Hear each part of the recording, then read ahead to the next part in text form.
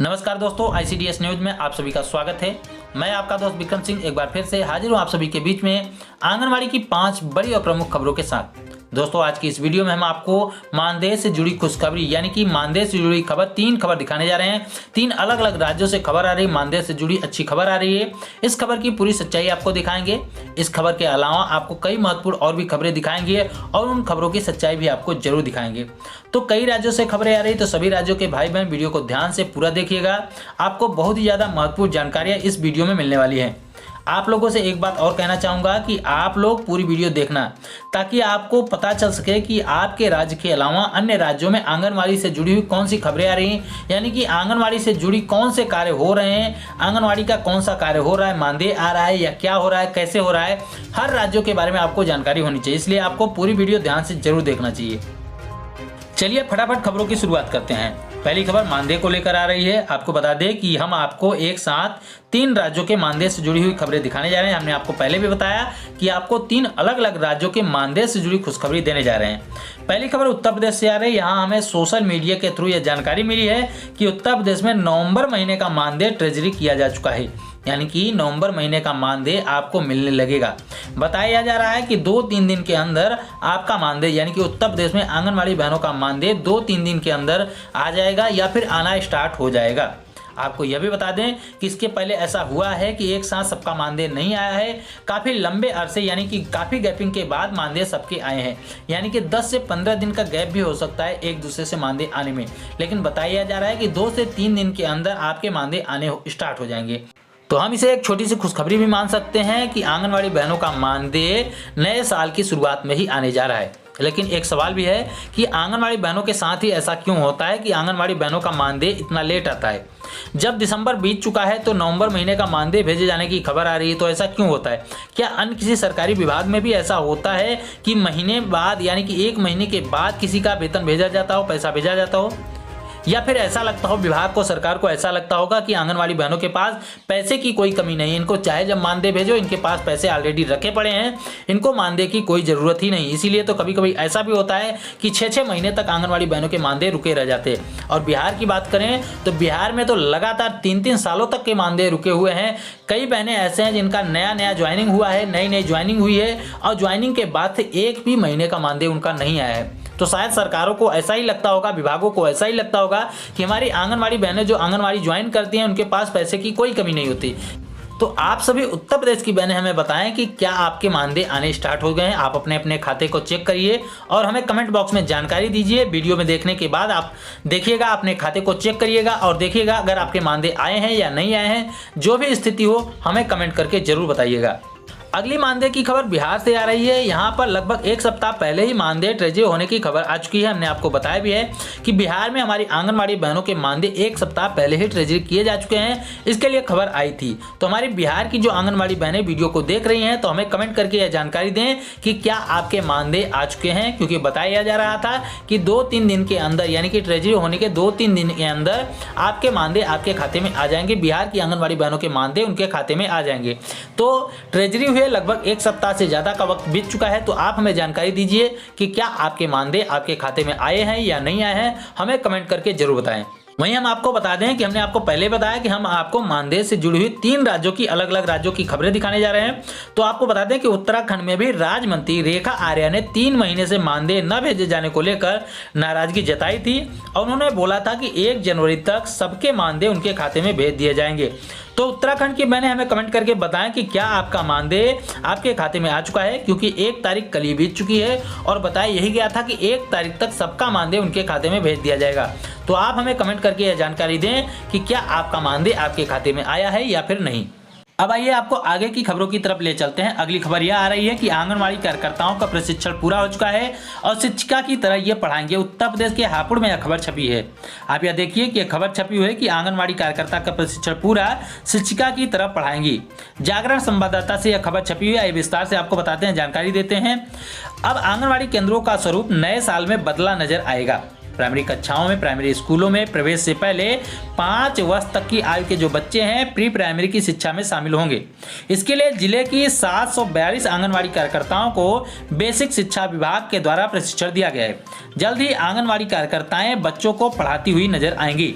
जिला कार्यक्रम अधिकारी ज्ञान प्रकाश तिवारी ने बताया कि एकीकृत बाल विकास योजना के सप्लीमेंट्री न्यूट्रिशन प्रोग्राम के अंतर्गत आंगनवाड़ी कार्यकर्ताओं को शिक्षिका की भूमिका में लगाया जा रहा है। इसके लिए जिले में 887 केंद्रों पर तैनात 742 आंगनवाड़ी कार्यकर्ताओं को प्रशिक्षण कराने की तैयारी निर्णय लिया गया है और प्रशिक्षण के लिए रिसोर्स पर्सनल चिन्हित किए गए हैं, जिन्हें प्रशिक्षण देकर पहले ट्रेड किया गया है। फिर ब्लॉक स्तर पर 20-20 के समूह में कार्यकर्ताओं को 4 दिवसीय फेस टू फेस प्रशिक्षण दिया जाएगा। उसके बाद 10वीं पास कार्यकर्ता को ही प्रशिक्षण के लिए चुना गया है। ट्रेनिंग के लिए हम आपको बता दें कि जो कार्यकर्ताएं सिर्फ 10वीं पास हैं, यानी कि 10वीं से कम नहीं पढ़ी हैं, कम से कम 10वीं पास है, उनको ही चुना गया है। प्रशिक्षण केंद्र में साज सज्जा को लेकर पढ़ाने के तरीके पर भी जोर दिया गया है। उन्होंने बताया कि आंगनवाड़ी कार्यकर्ताओं को एक शिक्षिका की भूमिका में ले जाने के पीछे की जो वजह है वो केंद्रों पर पंजीकृत बच्चों के मानसिक विकास को करना है। यानी कि मानसिक विकास के लिए, यानी कि जो बच्चे आंगनवाड़ी केंद्रों में पढ़ते हैं उनके मानसिक विकास के लिए आंगनवाड़ी जो कार्यकर्ता है उनको प्रशिक्षण दिया जा रहा है और शिक्षिका की भूमिका के लिए तैयार किया जा रहा है। पौष्टिक भोजन से उनका शारीरिक विकास तो हो जा रहा है, लेकिन कुपोषित तथा अतिकुपोषित बच्चे निर्धारित समय पर स्कूल नहीं पहुंच पा रहे हैं। ऐसे में उन बच्चों को स्कूल का वातावरण आंगनवाड़ी केंद्रों पर मुहैया कराने की मंशा है। इसके लिए आंगनवाड़ी कार्यकर्ताओं को प्रशिक्षण दिया जा रहा है और आंगनवाड़ी कार्यकर्ताओं को शिक्षिका की भूमिका में लगाया जा रहा है। ये तो खबरें न्यूज़पेपरों में छप रही हैं, लेकिन हम सभी उत्तर प्रदेश की आंगनवाड़ी बहनों से जानना चाहेंगे कि क्या धरातल पर, यानी कि वास्तविक रूप में कहीं किसी को प्रशिक्षण का जिक्र हो रहा है, यानी कि आप सभी से किसी ने, विभाग के अधिकारियों ने, आपके सुपरवाइजर ने, किसी ने भी आपको प्रशिक्षण देने का जिक्र किया है, आपको ये जानकारी दी है कि आपको प्रशिक्षण दिया जाएगा, कि नए सत्र से आंगनवाड़ी केंद्रों को जो प्री प्राइमरी केंद्रों में तो तब्दील कर रहे हैं, पढ़ाई स्टार्ट भी की जाएगी, आंगनवाड़ी केंद्रों को मॉडल केंद्र के रूप में भी विकसित किया जा रहा है। तो क्या आपका आंगनवाड़ी केंद्र मॉडल स्कूल के में विकसित किया गया है? क्या आपके आंगनवाड़ी केंद्र को विकसित किया जा रहा है, बदलाव हो रहा है उसमें? क्या आपको शिक्षण के लिए जो प्रशिक्षण की बात कही जा रही है उसके लिए प्रशिक्षण दिया गया है, या आपको प्रशिक्षण की बात भी कही जा रही है? एक बात और है कि आप जब तक, यानी कि सरकार की बात कर रहे हैं, सरकार और विभाग की हम बात कर रहे हैं कि जब तक आंगनवाड़ी बहनों को, यानी कि आंगनवाड़ी केंद्रों में जो पढ़ाने वाली महिलाएं हैं, जो सहायिकाएं हैं, जब तक उनकी आर्थिक स्थिति को आप मजबूत नहीं करेंगे तब तक ऐसे कैसे चल सकता है कि आंगनवाड़ी केंद्र स्थिति जो होगी मजबूत हो जाएगी। आंगनवाड़ी केंद्रों की स्थिति तब तक दयनीय बनी रहेगी जब तक आंगनवाड़ी कार्यकर्ताओं के मानदेय उनको समय से नहीं मिलेंगे, उनके मानदेय में वृद्धि नहीं की जाएगी, यानी कि जब तक उनकी आर्थिक स्थिति को मजबूत नहीं किया जाएगा तब तक कोई भी आंगनवाड़ी कार्यकर्ता सही तरीके से काम नहीं कर पाएंगी, क्योंकि उनके मानसिक जो है 2 जगह बटा हुआ होगा, उनका दिमाग 2 जगह पे बटा होगा। क्योंकि अगर उनके घर में उनका बच्चा ही नहीं पढ़ पाएगा तो वो दूसरे के बच्चों को कैसे शिक्षा दे पाएंगी। वहीं आपको बता दें कि उनके बच्चे भी ऐसी स्थिति से गुजर रहे हैं, कहीं कहीं पे आंगनवाड़ी कार्यकर्ताओं की स्थिति इतनी दयनीय है कि वे अपने बच्चों का पालन पोषण भी ढंग से नहीं कर पा रही हैं। तो ये बहुत ही दयनीय स्थिति बनी हुई है आंगनवाड़ी कार्यकर्ताओं की। किसी एक राज्य की बात हम नहीं कर रहे हैं, ज़्यादातर राज्यों में भी ऐसी ही स्थिति बनी हुई है सभी आंगनवाड़ी कार्यकर्ताओं की, सहायिकाओं की। तो अगर आप आंगनवाड़ी केंद्रों की स्थिति को मजबूत करना चाहते हैं तो सबसे पहले आप उसमें काम करने वाली जो महिलाएं हैं, हमारी यशोदा माएँ हैं, आंगनवाड़ी कार्यकर्ताएं हैं, सहायिकाएं हैं, पहले उनकी आर्थिक स्थिति मजबूत करनी होगी, उनके मानदेय को वृद्धि करना होगा, उनके मानदेय की वृद्धि करनी होगी। उसके साथ साथ उनका जितना भी मानदेय उनको पहले समय से देना होगा। अभी हमने आपको खबर दिखाई कि 1 महीने का मानदेय विलंब से आ रहा है। इसके पहले कई बार हमने आपको खबरें दिखाई हैं कि 6-6 महीने, साल भर आंगनवाड़ी बहनों के मानदेय नहीं दिए जाते हैं। तो ऐसे कैसे हो सकता है कि आंगनवाड़ी बहनों की स्थिति को आप दयनीय करते जाइए और आंगनवाड़ी केंद्रों को आप मजबूत करने की बात कर रहे हैं। एक सवाल आप सभी आंगनवाड़ी बहनों से है कि आपका आंगनवाड़ी केंद्र क्या सरकारी भवन में है या प्राइवेट, यानी कि आप किराए के भवन लेकर आंगनवाड़ी केंद्र को संचालित कर रही हैं या सरकारी भवन में है? हमें कमेंट करके इस बारे में जानकारी जरूर दीजिए। अगली खबर बिहार से आ रही है। बिहार के भागलपुर में की फाइलों में अटकी है लखीसराय की 6 प्रखंडों में सेविका सहायिकाओं की बहाली। इसके बारे में हमने आपको कई बार खबरें बताई है कि जिले की प्रखंडों में आंगनवाड़ी सेविकाओं के 29 और सहायिकाओं के 32 रिक्त पदों पर बहाली की प्रक्रिया लंबे समय से अटकी हुई है। खास बात यह है कि इनमें कई जगहों पर अंतिम आम सभा के जरिए बहाली की प्रक्रिया एसडीओ और डीसीएलआर को करना है, लेकिन दोनों अधिकारी की व्यस्तता के कारण अब तक बहाली नहीं हो पा रही। सीडीपीओ भी लंबित बहाली के प्रक्रिया में फाइलों को बंद करके बैठी हुई हैं, यानी कि जो बहाली की फाइलें हैं उनको बंद करके बैठी हुई हैं। जिले के सूर्यागढ़ प्रखंड में सभी आंगनवाड़ी सेविकाओं के 11 और सहायिकाओं के 10 पद लंबे समय से रिक्त चल रहे हैं।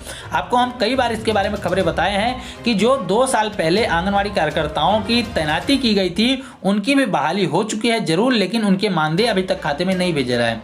और जो आम सभाओं के जरिए आंगनवाड़ी कार्यकर्ताओं की तैनाती की गई है उनकी बहाली आज तक नहीं हो पा रही। आंगनवाड़ी कार्यकर्ताएं अपने कई लेटर भेज चुके हैं, सीडीपीओ को, डीपीओ को, प्रधानमंत्री तक को लेटर भेज चुकी हैं, मुख्यमंत्री तक को लेटर भेज चुकी हैं कि उनकी बहाली नहीं हो पा रही है, जबकि पूरी तरह से दस्तखत करके सब कुछ उनके पास लेटर है, लेकिन उनको बहाली नहीं मिल पा रही, उनको तैनाती नहीं मिल पा रही। तो ये बड़ी समस्याएं बनी हुई है सभी आंगनवाड़ी केंद्रों में, खास करके आंगनवाड़ी की बिहार की आंगनवाड़ी बहनों के साथ ऐसी समस्याएं बनी हुई है।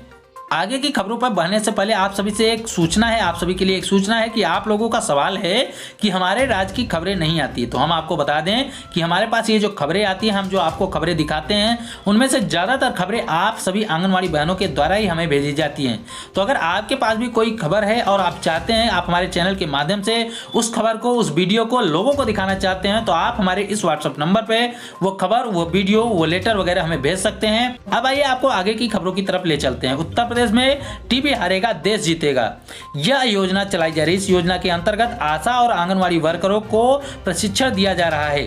होम टू होम सर्वे करना होगा, इसके लिए प्रशिक्षण दिया गया है। पीलीभीत में यह खबर छपी है।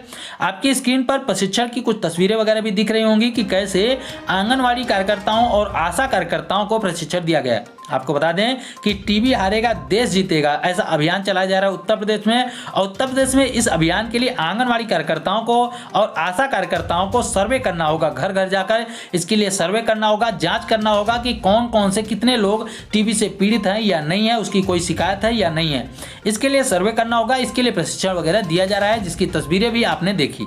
अगली खबर के रूप में आपको एक वीडियो क्लिप दिखा रहे हैं, हम आपको एक वीडियो क्लिप दिखा रहे हैं जिसमें देखिए आप कि कैसे आंगनवाड़ी केंद्रों पर, कुछ आंगनवाड़ी केंद्रों में कैसे धोखाधड़ी होती है, कैसे घोटाले होते हैं। आप यह वीडियो देखिए। कौन सा गांव है? आंगनबाड़ी का क्या नाम है? उर्मिला। ये आप लोगों को कब से आंगनबाड़ी का गल्ला नहीं मिला था? अरे हमारा बच्चा 2 साल का हो गया है, एक बार दी है और 2 साल 3 महीना का हो गया। आप जाते हैं ना तो हम लोग कहते हैं कि जाओ अधिकारी से कह दीजिए, कुछ बिगाड़ नहीं पाएंगे। वो हमारा 2 साल में सिर्फ एक बार मिला है। क्या मिला था? वही मिला था, दरिया मिला था, बस दरिया। हाँ। आपने यह वीडियो क्लिप देखी है, इससे हम मान सकते हैं कि इसमें सच्चाई है, लेकिन आपकी जानकारी के लिए अभी बता दें हम कि कई जगहों पर ऐसा देखने को मिला है कि आंगनवाड़ी केंद्रों से सब कुछ मिलने के बाद भी जो लाभार्थी हैं वो सीधे नकार जाते हैं कि हमें कुछ भी नहीं मिलता, 2 साल से 3 साल से हमें कुछ भी नहीं मिल रहा है, जबकि इसमें 100% सच्चाई नहीं है। हाँ, कहीं कहीं पर ऐसा जरूर हो रहा है कि आंगनवाड़ी केंद्रों से जो सुविधाएं मिलनी चाहिए लाभार्थियों को, उचित लाभार्थियों को नहीं मिल पा रही। तो ये थी दोस्तों आज की कुछ प्रमुख खबरें। उम्मीद करता हूँ ये खबरें आपके काम की रहेगी। वीडियो अगर पसंद आई हो तो वीडियो को लाइक कर दीजिए, सभी दोस्तों में शेयर कर दीजिए, और चैनल को अभी तक सब्सक्राइब नहीं किया है तो चैनल को सब्सक्राइब कर लीजिए। साथ में बेल आइकन आएगी, उसको दबाकर ऑल पर सेलेक्ट कर ले ताकि हमारी हर वीडियो की नोटिफिकेशन आपको मिलती रहे। इस वीडियो में इतना ही, फिर मिलते हैं अपनी नई वीडियो में कुछ नई खबरों के साथ। तब तक के लिए नमस्कार, जय हिंद।